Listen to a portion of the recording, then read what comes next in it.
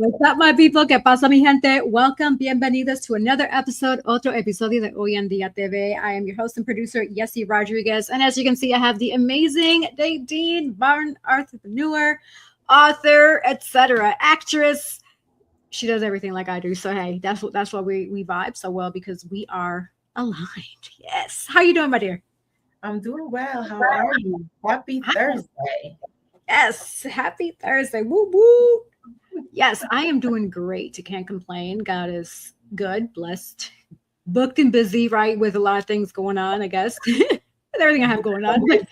I love that word, booked and busy, honey, because I always want to be booked and busy. Yeah. But then it's a good thing too, because it's like when you know you're a person that you're a valuable asset, like a lot of people are going to knock at your door, which is good, right? It's okay. Like I'm okay with people knocking at my door because I know what I have to offer, and that's a good feeling too, right? Like when people knock at your door and say, "Hey, yes, you can help," or they think about you. The first person they think about is like, "That's actually pretty dope." I mean, don't get me wrong; it can be a little exhausting, right? Because you try to be a superhero for everybody, and then it's like you're only one person. You got to remember that. But nevertheless, it's a blessing to do that. So. Exactly, because you're always looking forward to doing something, so yeah. Absolutely. Well, hey, so today it looks like it's just going to be you and I. Cece may or may not join us today, but it's A-okay because we have plenty to talk about. So as we know, it is April awareness, and there's a lot going on with regards to April and what it encompasses, right? So with that in mind, I don't know if you all remember from last week, April has a lot that it focuses on, but talking about a person that deals with a lot, April Awareness Month is actually Stress Awareness Month. So for a lot of people that don't know that, Stress Awareness Month actually happens to a lot of people, right? And so it's important. Stress in general happens to a lot of people. So it's good that we can highlight that today for the show. So keeping in mind that stress is not just mental, it shows up physically with fatigues, with headaches. You can see it in your weight changes. Now, there is a good thing between a good stress and a not so good stress, right? And so the good stress is called EU stress versus chronic stress. Now, it's important to make sure that people know that difference, because some good stresses can be like working out, right? You're working your body out and your body can feel stress, but it's a good stress because you're exercising your body and making sure that metabolically you're still good with everything working out. And so daily resets that you can consider if you're feeling overwhelmed or stressed is take 5 minutes to breathe, to kind of decompress, close your eyes. What I like to do when I feel really stressed too is listen to classical music. My favorite is Chopin number 5. Chopin. Let's see, just anything classical, especially with the violin too. With the violin, I love classical. When I'm cleaning, I listen to classical. You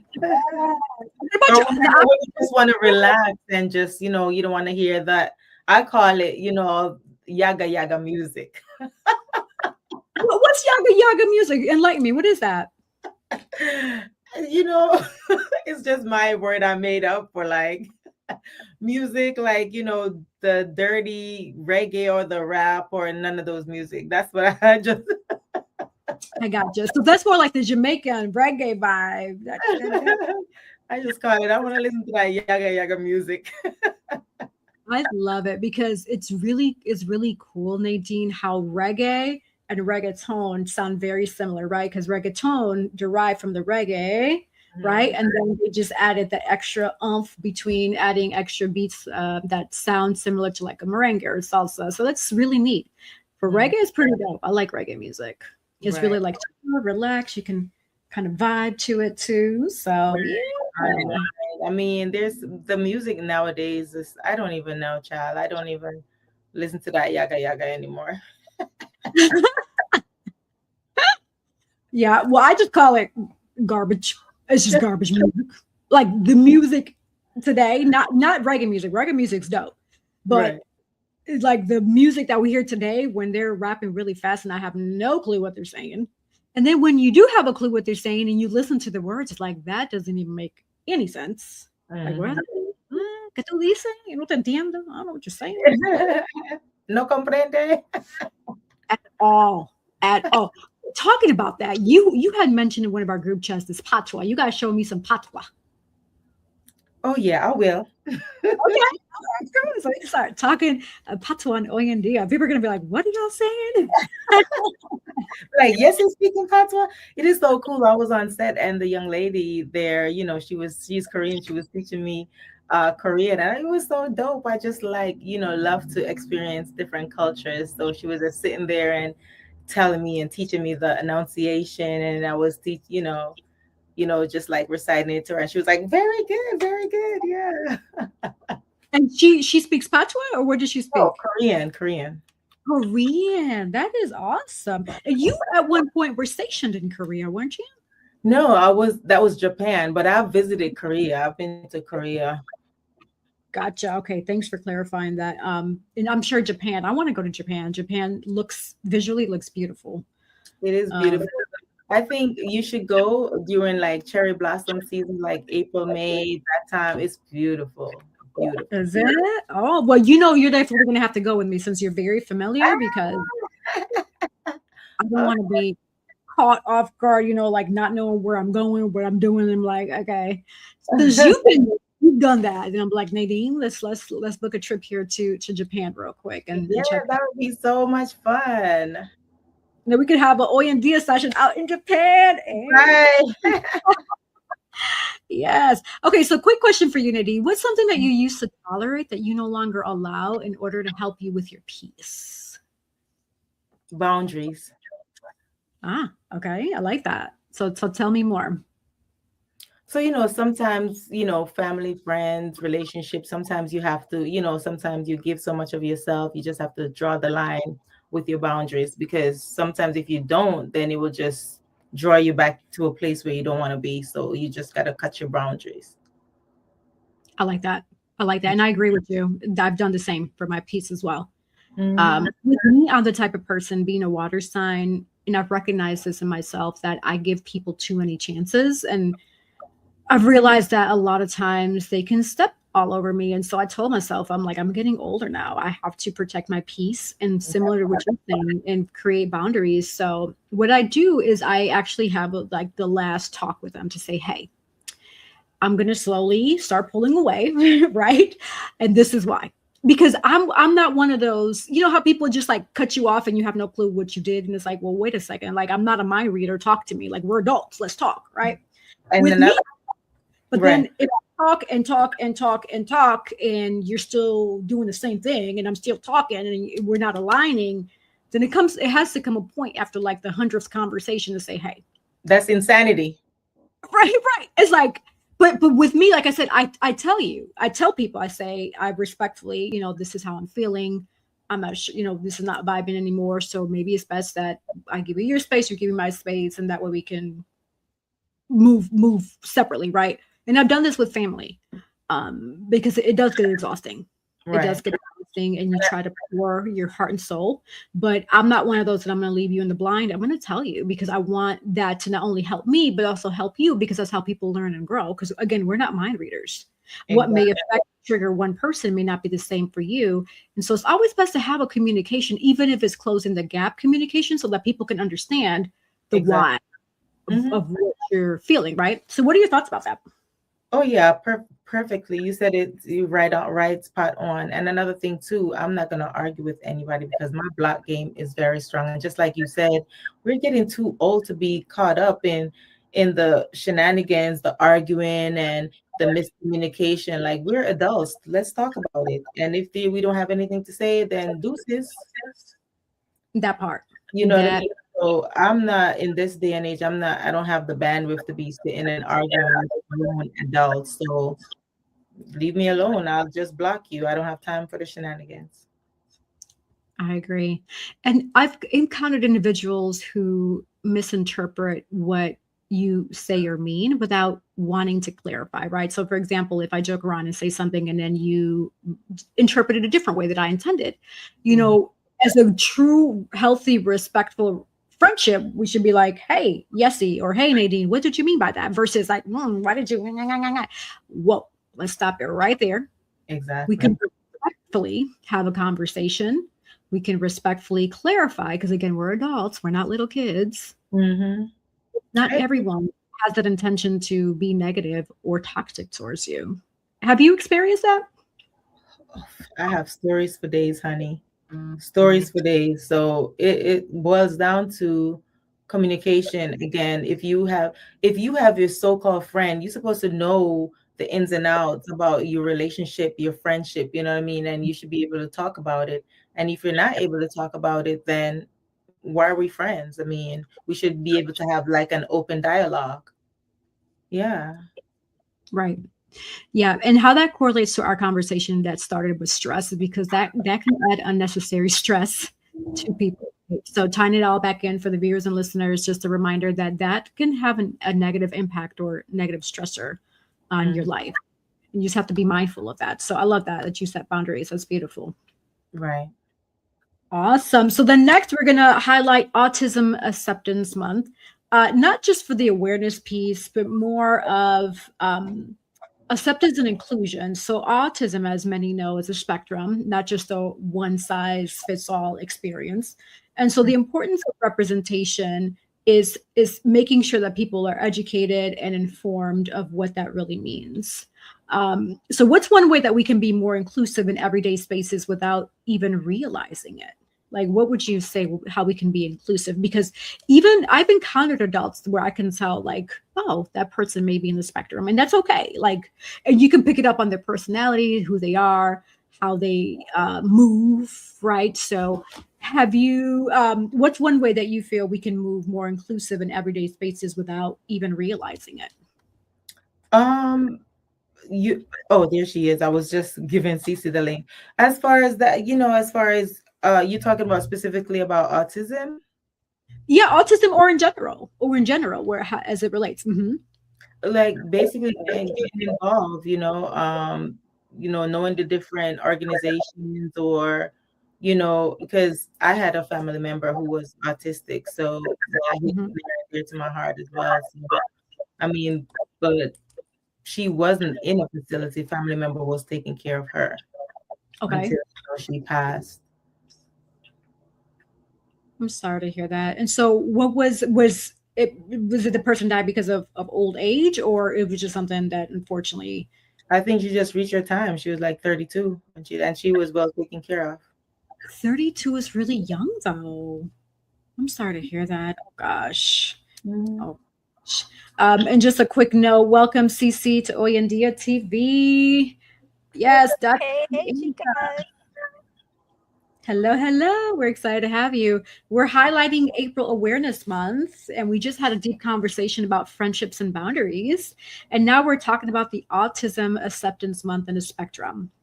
And so, for those who are not aware what autism actually is, so autism or autism spectrum disorder is a neurodevelopmental condition, and it affects how someone communicates, processes information, and experiences the world. It's a spectrum, so no two people are the same. And it's not something that there's a fix or cure for. That's just how the person is, right? So autism is not a limitation. It's a different way of experiencing the world. Everyone learns and processes information differently, right? So historically, there's a lot of messaging that's focused on finding a cure or viewing autism as something wrong, but that's no. Not many advocate for what we're doing today. We're advocating for respect, for inclusion, representation, and supporting individuals who are different. And that's okay. That's how God made them. And God made us all differently. We're all beautiful and amazing in our own unique ways, right? So people don't need to be changed to fit the world that we live in today. The world just needs to expand to include them because we're all different, like I just said. So, any thoughts with regards to what I just shared, either Cece or Nadine?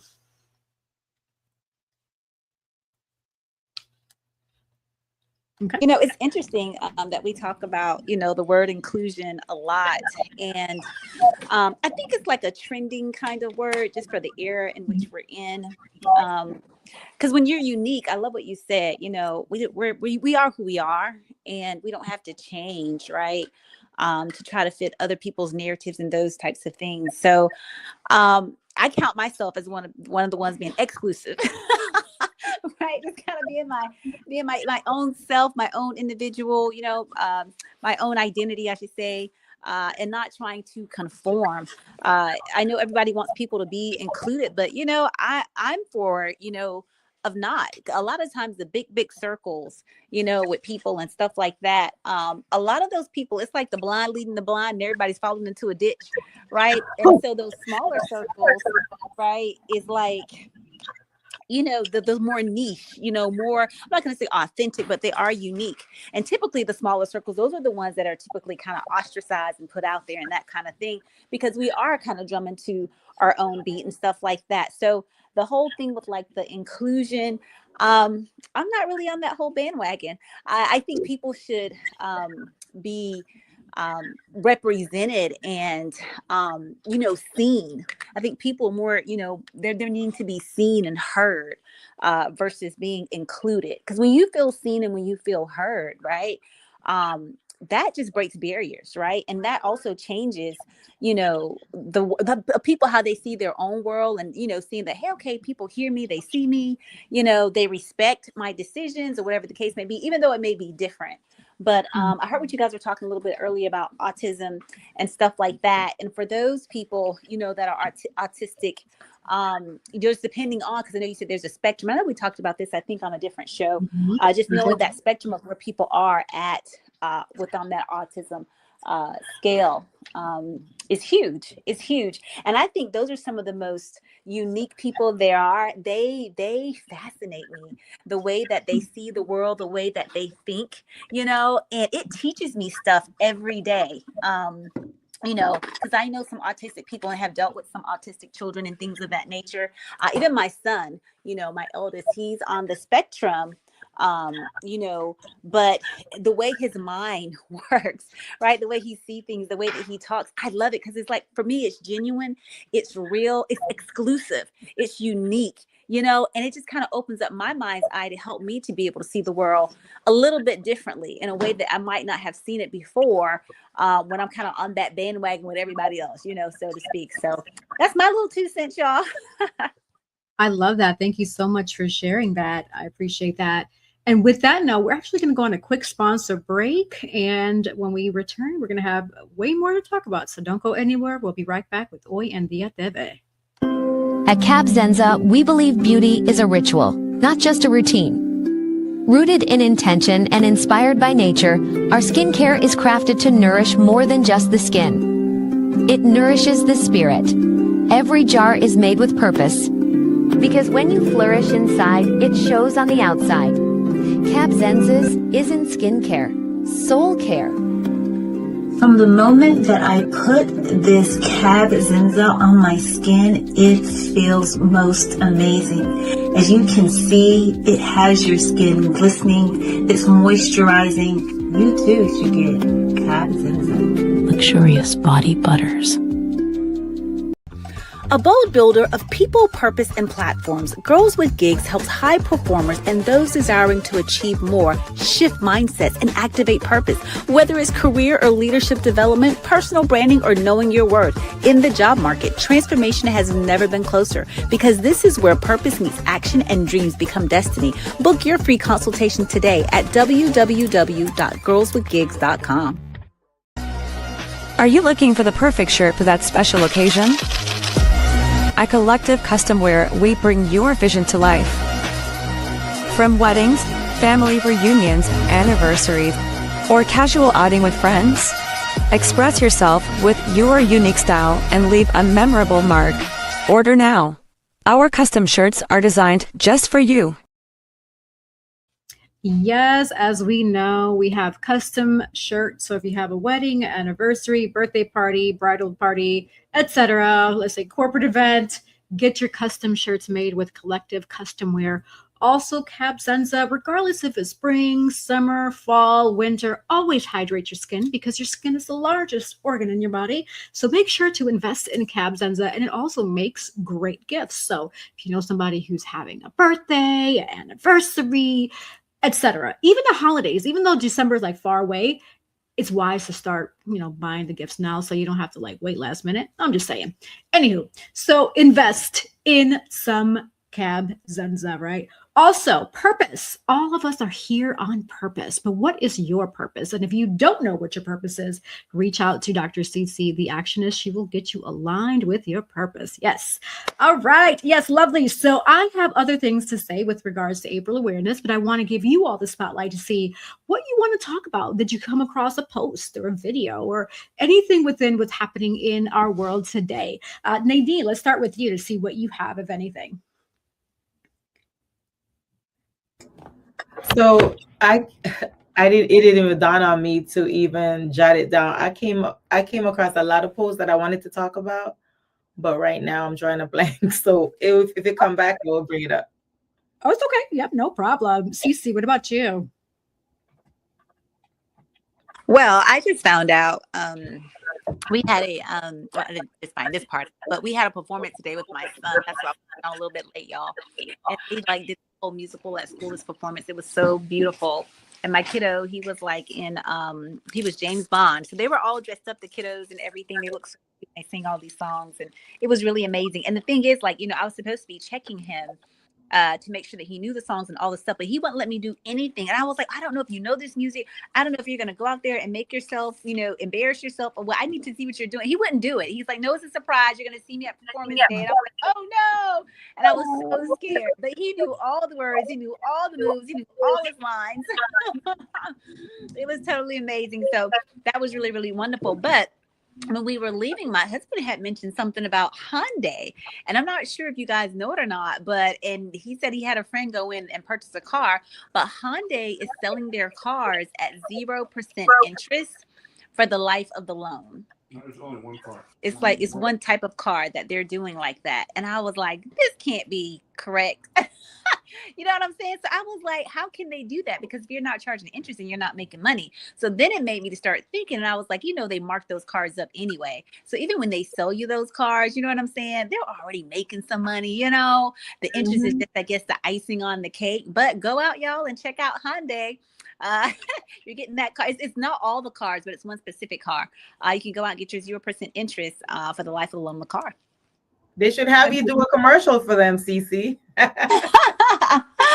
I should, right? Right. Yeah. So one of the topics, I think I did share it in the fruit, is about the gassed up bananas. I had no idea. Remember the gassed up bananas? Yeah. Yep. I remember about that. And apparently they've been getting sprayed with some sort of toxic chemical. Ethylene gas. So basically, the fruits are not, and the vegetables are not, growing and ripening regularly. So they're putting gas on it to do that. What? So what's the big purpose? Like, are they literally just trying to kill us off? Is that what that is? Like, why? What? It's just, I guess, to make money. It's not ripening fast enough. They're green. So by the time they put the gas on it, within 2 or 3 days, 1 or 2 days rather, it's ripe. By the time it hit the store, it's that banana on the shelf that's ripe. That's what we're buying, but it's all gassed up. The guy, it's in the group. When you get a chance, look at it. The guy showed the whole process, how he did it, how press the buttons to get in there, and then they injected something in the banana. It's crazy. That is crazy. That's horrible. Gosh. And see, that's why it's important. I mean, I get it. We peel the banana peel, but still, I'm sure like whatever chemicals is going to seep inside or seep through the banana or the peel that we're peeling so we can eat the actual part of the banana that we consume. Like, that's not cool. I wonder how long they've been doing that too. I'm sure a long time. Nowadays we can't put anything past anybody. Like, that's just horrible. You go to the ER. What did you eat today? Just a banana. That part. Oh, goodness. Yeah, that's interesting. Speaking of bananas, I had one today. Oh my goodness. But you didn't see Cece, you didn't look at the video posted in the group. You should have watched it before you buy that banana. Oh my gosh. I heard that even with bananas aren't even like a real fruit. They're like a hybrid. Like they're not like, they said bananas were like extinct like years and years ago. So what we're calling that we're getting bananas now is not really even like a real banana. I don't know if you guys ever heard about that. Wow. No, that's crazy. Wow. That is interesting. So Wow. Yeah, that's interesting. Now, I did come across an interesting post, y'all. It says an artificial intelligence school with no traditional teachers is set to open in Chicago this fall, and it's called the Alpha School.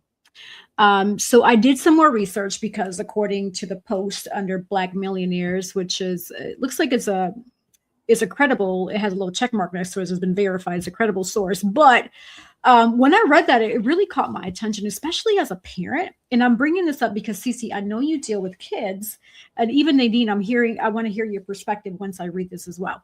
So an artificial intelligence powered school with no human teachers is set to open in Chicago this fall, signaling a bold shift in how education may be delivered in the future.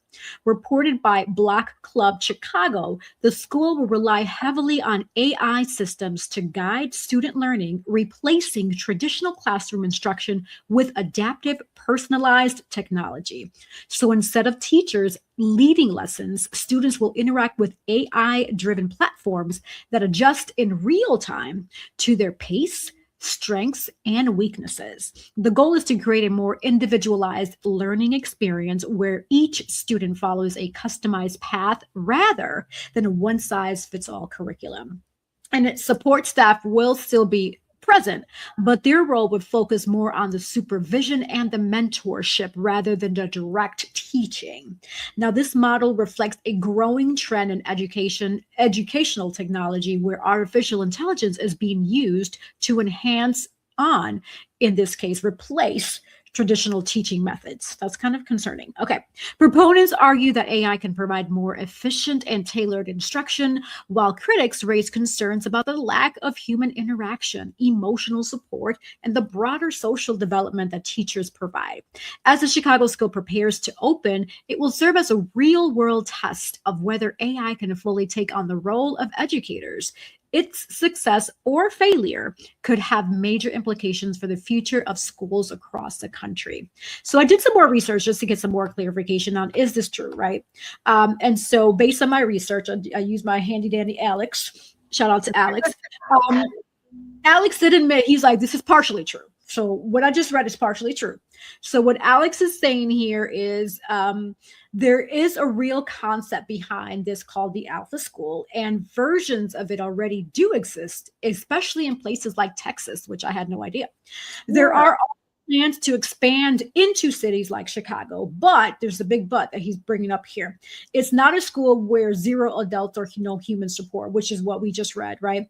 And it's not robots teaching classrooms like the image suggests. So what the school actually is, these schools use AI as the primary instructional tool, but they still have human guides and mentors, like we just read, staff supporting students socially and emotionally, and adults overseeing the learning progress. So think of it more like an AI handles academics, human handles coaching, support, and life skills.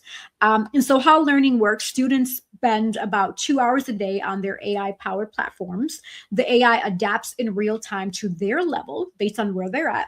Personalized learning approach. The rest of the day is focused on the projects, on life skills, public speaking, entrepreneurship. So it's actually trying to flip the model of less lecture and more personalized and real world learning. So why people are reacting strongly is because the headline makes it sound like teachers are just being kicked off, replaced. Kids are being taught by robots, but in reality, it's more like they're redefining the teacher role, not removing it. Still very experimental and not widely proven for long-term learning. So this is a process of still trial and error. So the big debate is around, there's a pros and cons here. So the pros is highly personalized learning, faster progress for students, more time for real world skills. Cons or concerns are less human interactions in academics, over reliance on technology, equity and accessibility issues, and in long-term development impact. So also Alex shares his honest take is this is one of those future of education experiments, it's not standard yet because it's being tested here, right? So what are your thoughts about that? I read a mouthful, and as a parent, I do have some like, what's happening here type of thing, but yeah, there's a lot going on. I knew when they came up with that iRobot movie is going to be real because iRobot is here. Because they said that they started rolling that out in 2014 in Austin, Texas. Really? So that's where the Texas one came out. Wow, that's interesting. And the tuition cost is $55,000 a year.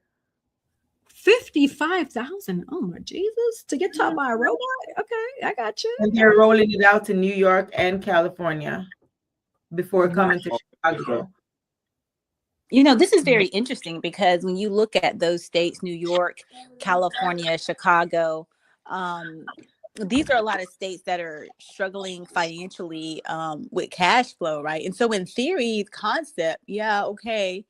All right, we're trying to do whatever to help our children, but I don't believe that that's a help to the children. I believe that AI should be used as a supplemental avenue with standard our current education that we have. Can our education be better? Absolutely. The better education typically a lot of times is in those private institutions where things are tailored to your student. And then, with the money issue, you know what I'm saying? Teachers are quitting left and right. And so I guess, maybe that might be something too, that they're trying to fill in the gap because teachers are, they're quitting because they're not getting paid enough. Their profession is respected, but I don't believe that it's respected enough because by the price tag that they put on it, right? And then two, just the credit. Teachers work very, very hard, extremely hard in educating our children. And they have to deal with all types of behaviors, all types of personalities. And then on top of that, they're not just dealing with the child, but they're dealing with the parent as well, or the caregiver, or, whomever, right?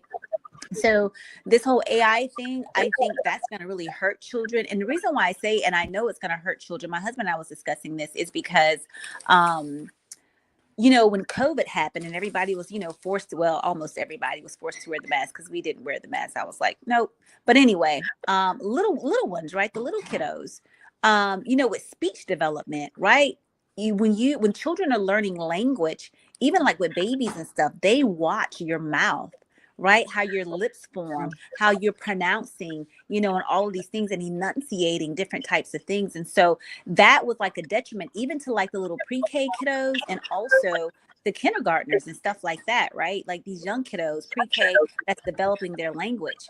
And so, and it's impersonal as well. You need that social interaction because there's studies now, right, in the literature, because, COVID did happen.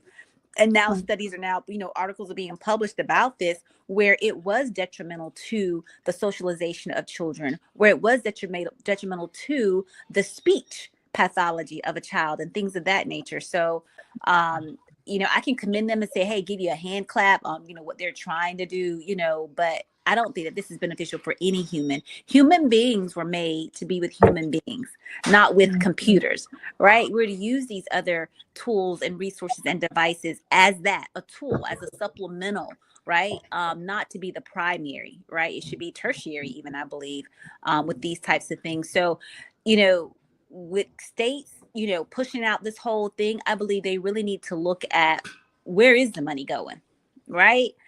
A reallocation of it, right? Redistributing these types of things, because a lot of the funds are misappropriated and it's not going to the right things in which it's supposed to go to. We know that. That's all across the globe. Look at look at our whole deficit, right? So that's a clear indication that we don't know how to manage money, right? So that kind of thing. So that's my 2 cents on it. Like, I'm not against it, but I'm not completely for it being like the main source of primary to be able to teach our children.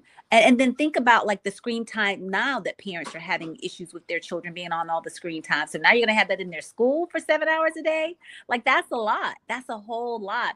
And then even like with your brain development and things of that nature, right?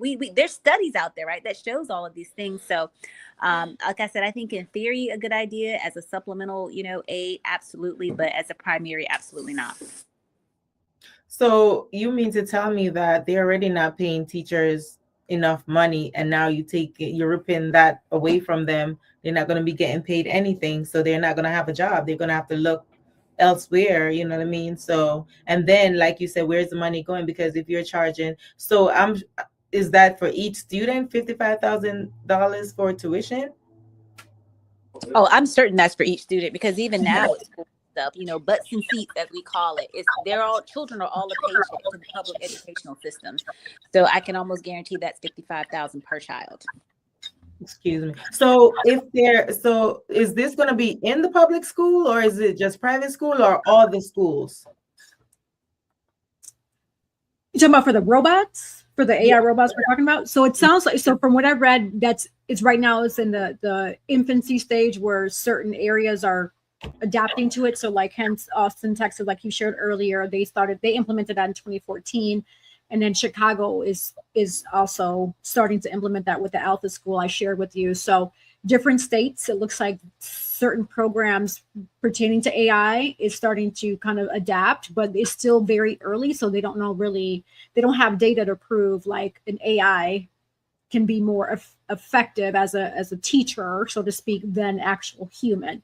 They're still developing that data based on the research that I gathered. So if it's already on the internet, guess what? It's coming.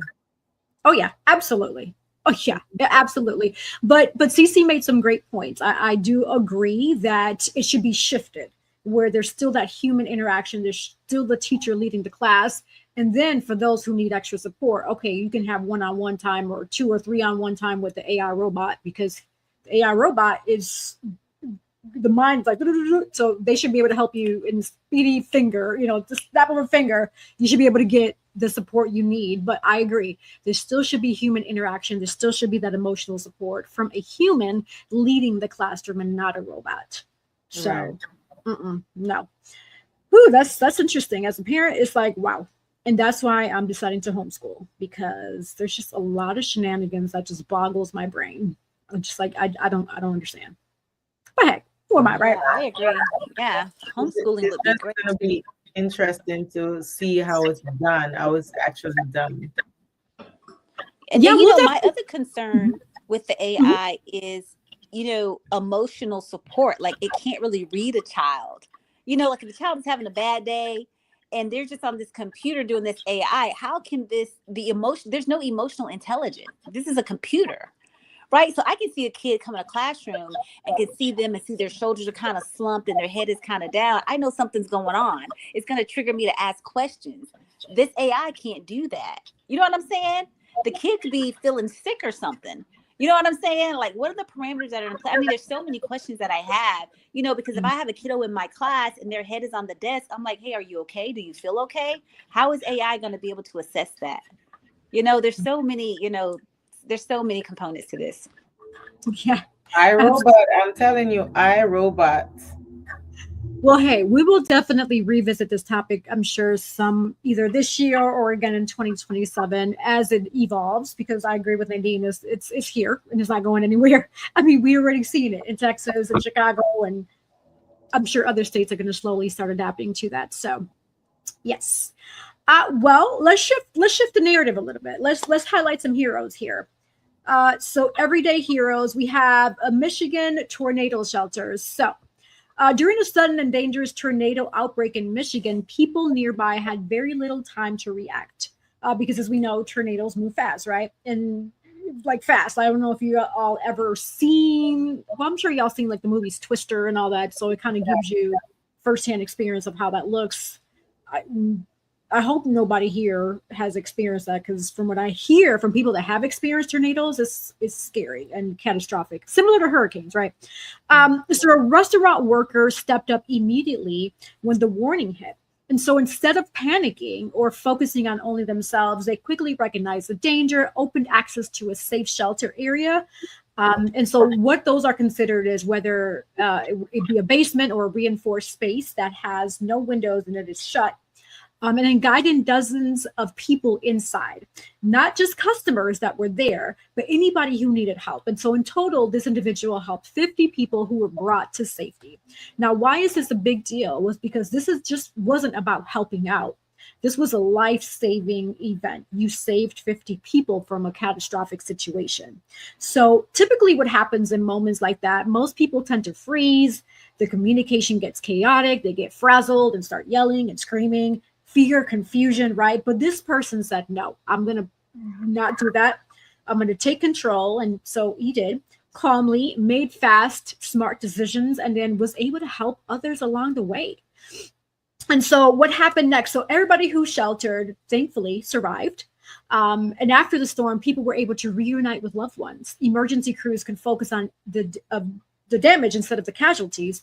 And then, as a reminder, the story is being spread today, and it has spread around many areas to highlight this individual here. And I'm trying to get the name of this person because I feel like that's definitely worth acknowledging. So what are your thoughts about that? I mean, that's amazing to not panic during that situation because, you know, a tornado could lift you up in 2.3 seconds and throw you into the next state. Right, right. Yeah, I'm really proud of this person.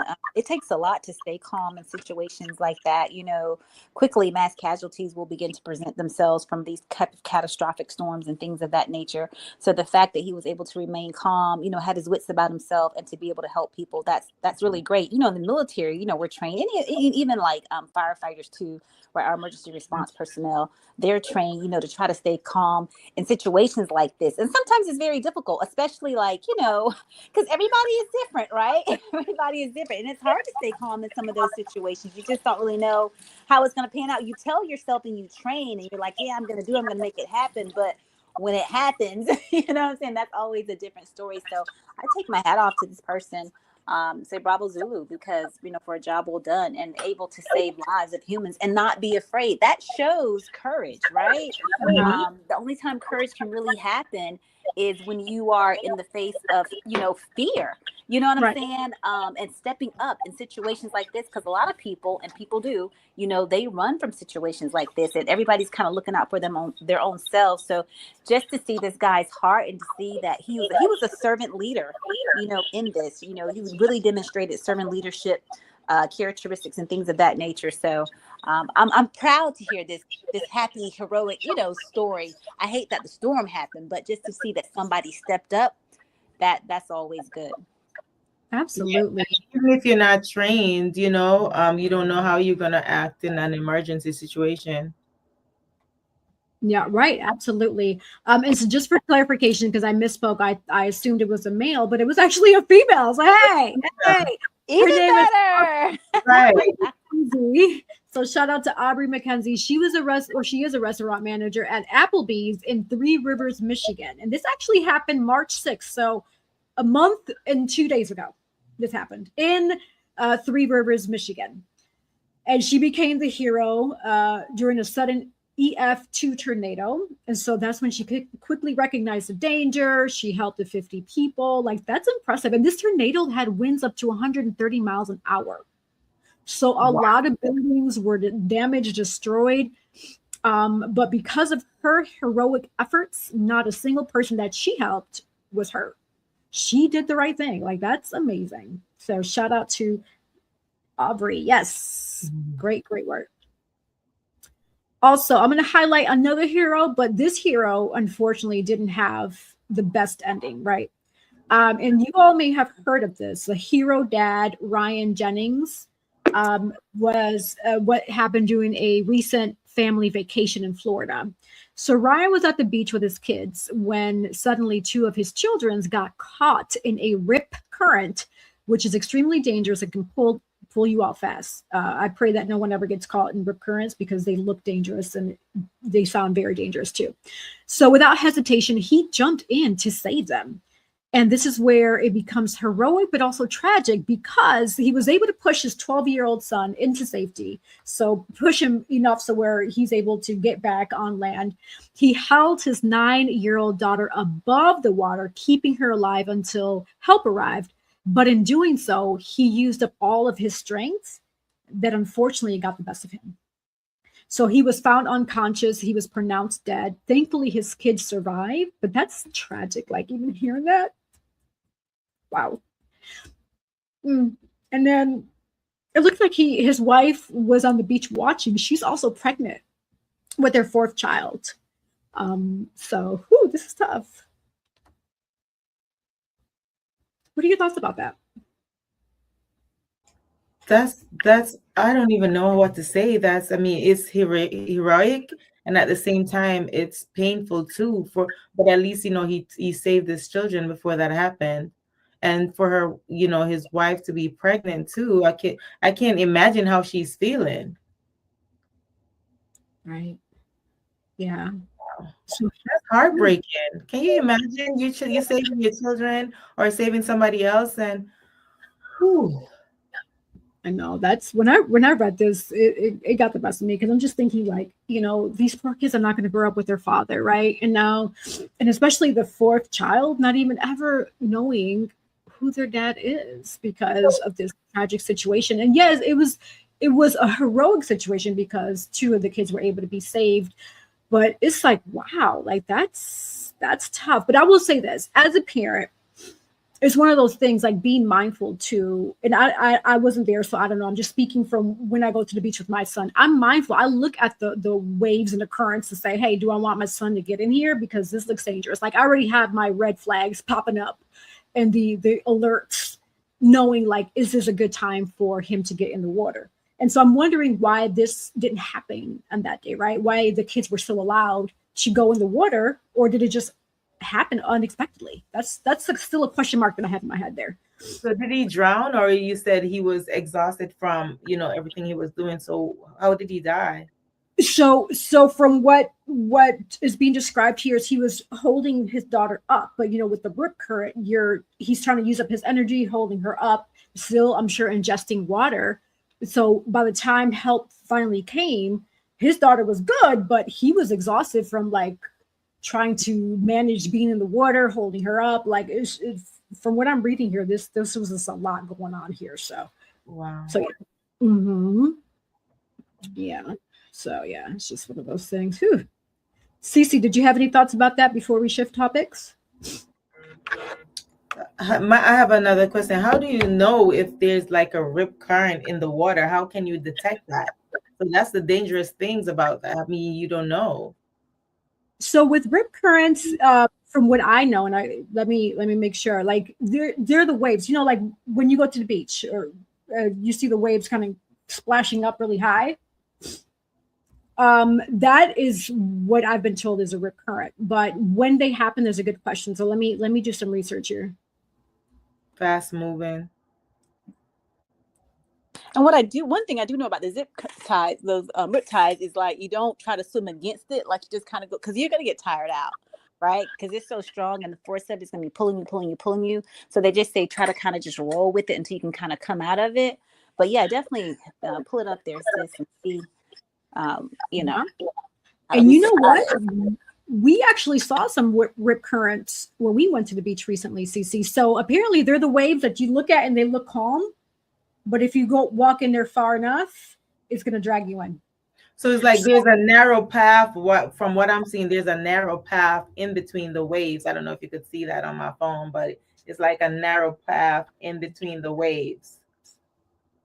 You see that? I can't really see. Let me see. Like when you click on rip current and look at the photos, you see there's like a narrow passage in between the waves. Wow. Mm-hmm. Yeah, that's The wave is right there on both sides, and then there's just like no wave in between, but just like a straight plain line of the water. Yeah, so it says that rip currents can look subtle, but once you know what to look for, they become much easier to spot. So a rip current is a fast, narrow channel of water moving away from the shore, and it can pull even strong swimmers out into deeper water in seconds. That's how strong they are. So look for these warning signs here. So anybody at the beach, it's getting warmer. People are getting excited to go to the beach, and this is very helpful. And although we're spotlighting a hero who had a tragic ending, this is also for you all, viewers and listeners, to help save you and your families, because this is important information. And I'm glad you asked that question, Nadine, about what is a rip current. So it's a calm looking gap in waves. So the waves are breaking on both sides, but there is a flat or darker channel in between. And it looks safer, but is actually the most dangerous part. So water that looks darker is often deeper water. You might see it murky or brownish in color because that's sand being pulled out. So foam or debris is moving out to sea. So you can watch the direction of where the water, when it's like foam and debris being pushed into the water, then that's a rip current. If foam, seaweed, or bubbles are flowing straight away from shore, that's the big red flag there. Also, they could be choppy or rippled surface. So water that looks uneven or boiling compared to surrounding waves. So when are rip currents most likely? During rough surf or high waves, after storms or strong winds, and near piers, jetties, or sandbars. The most important part for you all to remember, do not fight it by swimming straight back to shore, right? Do not fight the rip current. Stay calm. And I know it's one of those situations where you're like, oh gosh, I'm trying to swim because water's all over, and I get it. It's easier said than done, but stay strong or calm, float or tread in the water. So when you are in the water, it's best to float up so that you are getting oxygen and you're floating, and kind of let the current kind of take you, but you're still floating. And swim parallel to the shore until you're out of the current. Then angle back in. Also, hopefully at that point, you're not going by yourself out to swim, because I highly discourage that. Always go to the water with a buddy. So that way you are looking after each other. If, heaven forbid, you all were to ever find yourselves in that situation, at least you have someone there with you that's helping you and watching you, right? To say, if you're out there somewhere, somebody can call 911 real quick, and then help can come. But while you are out there, if this were to ever happen to you, remember to float. Do your best to float. Swim parallel to the shore until you're out of the current, then angle back in. So yes, I shared a lot. What do y'all thought about that? Yeah, those are interesting facts, and for people to like you said, summer is coming, so I mean, those are important gestures for people to take heed to, and especially going to the beach nowadays. And I watched a video with a news anchor or somebody from one of the news channel, and he went into the rip current to show people how to get out of it. That's dangerous. Why would you do that? Well, he probably did that because he knew he was going to have support there. Like somebody's easily going to go in and. But yeah, of course the cameras were there watching him, and but I wouldn't take that risk. I mean, I know that sounds dangerous, but I will say this: I'm glad you spotlighted that, because that's a good research for people to do, right? For people to find that video or videos that are similar, to get a visual feel for how they can escape a rip current, because it can happen to anyone. Yeah, that's exactly what you highlighted. They basically want to show people how to identify it and how to get out of it if they're caught in it. Right. That's good. I'm glad you shared that resource. So hopefully people will go and Google videos on how to safely escape rip currents. See, I saw panic too. Mm-hmm. Yeah, that's great information. And I think a lot of times people get caught up. They don't even realize they're in it until they're in it, until it's too late, because I've been like on the beach, and you can feel yourself kind of being taken out. I've had that happen to me. I'm like, wait a minute, did I just go a little bit further out into the water? And I'm like, what's happening right now? So I'm like, oh no, so you definitely got to be paying attention to those types of things. That's very, very scary. That is scary. Have you all ever found yourselves, like I've noticed sometimes when I'm sitting in the sand, and all of a sudden my butt is going deeper and deeper and deeper, and all of a sudden I'm like, I have a little chair in the sand now, and that's because that rip current is pulling that sand away, and I'm not even realizing. But because I'm far out, I'm not all the way in. It's not dragging me in there. What if it was like a quicksand? That's another important thing to learn too. Quicksand. That, you know what? Let's talk about that next week. I think that's a really good conversation for next week. Child, too much. I know. Nature trying to take you away. Yeah, I have had that happen to me. Yes, the very exact thing that you described, that happened to me. And I was like, wait a minute. Before you know it, it's like, oh my goodness. Yeah. I know. Then you when you rinsed off, you see all the sand in your undies, and it's like, well, what happened here? Oh goodness. All right, lovelies. We've had some amazing, juicy conversations like we do every week, and we're approaching our end of words. So this is an opportunity for us to remind people who we are, what we do, where they can find us, listen to us, follow us, and anything that comes to your heart. So Nadine, lead us off, followed by Cece, and I'll close out with the remaining sponsors. Yes, Nadine Barton here, Nadine the author. If you'd like to get some of my books, go to www.nadinebarton.com and follow me on Instagram, Nadia B _1202, NADIAB _1202. And like I always say, life is 10% of what happened to you and 90% of how you react. So always be kind to people. I love that. And I'm always striving every day to be kind. So I'm your girl, Sandra, the Actions with Inspire for Purpose and Girls with Gig. You can find me at either of those. Just put the .com at the end and you'll be able to pull me up there. As I like to say, remember, nothing positive ever came from negative thinking. So be sure to renew your minds each and every day. It is imperative that we do that, right? Because sometimes we can get stuck in those negative mindsets, and that's going to bring about negative consequences and actions in your life. So make sure, as always, love and light and inspire for purpose. Absolutely. You all, thank you for being amazing viewers, listeners, and don't go anywhere because we have a few more sponsor videos. So we'll be right back with Hoy En Día TV.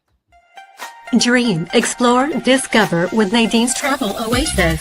Your next adventure is just a booking away. From breathtaking beaches to vibrant cityscapes, we handle the details so you can make the memories. Luxury, leisure, or last-minute getaways, we've got you covered. Book today and let Nadine's Travel Oasis take you places. Sponsored by Collective Wear. Available at www.yessierodriguez.com/shop and myrod-enterprise.com/shop.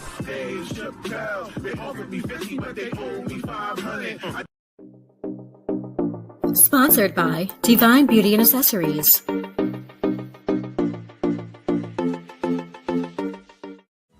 Watch Hoy En Día TV, Thursdays, 7:30 p.m.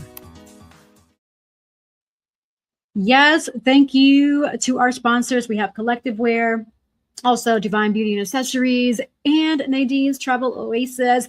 Looks like TSA is back in action. They're working again. Yay. So travel should be safe for you all. So make sure to book those trips today. Wherever your destination is, Nadine's Travel Oasis will get you right.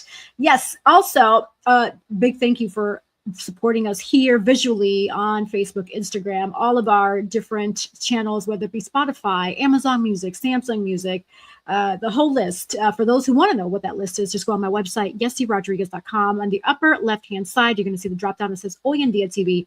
And once you click on that, you're going to see everywhere that you can listen to us. So listen to us in the gym, during the walk, if you're riding your bike, if you are cleaning the house, wherever, you can listen to our lovely voices because we are here to motivate, enlighten, inspire, educate, and entertain you all, the viewer and listener, each and every week. Cada semana estamos aquí. And so if you want to be a guest on Hoy En Día TV, simply email hoyendiatv@gmail.com. hoyendiatv@gmail.com. It is scrolling at the bottom of the page view here. Also, if you want to be a sponsor or donate to Hoy En Día, you're welcome to do so. And just go on hoyendiatv@gmail.com and I can give you those instructions on how to do so. So thank you all. And for those who want to find me and follow me or just check who Yessie Rodriguez is, just go on Google, type in YESSE Rodriguez. It'll pull up who I am, what I'm about. And yeah, that's pretty much my spiel. So the sky is never the limit because the galaxies are endless. That's how I usually like to end the show. Until next time, hasta pronto. See y'all soon.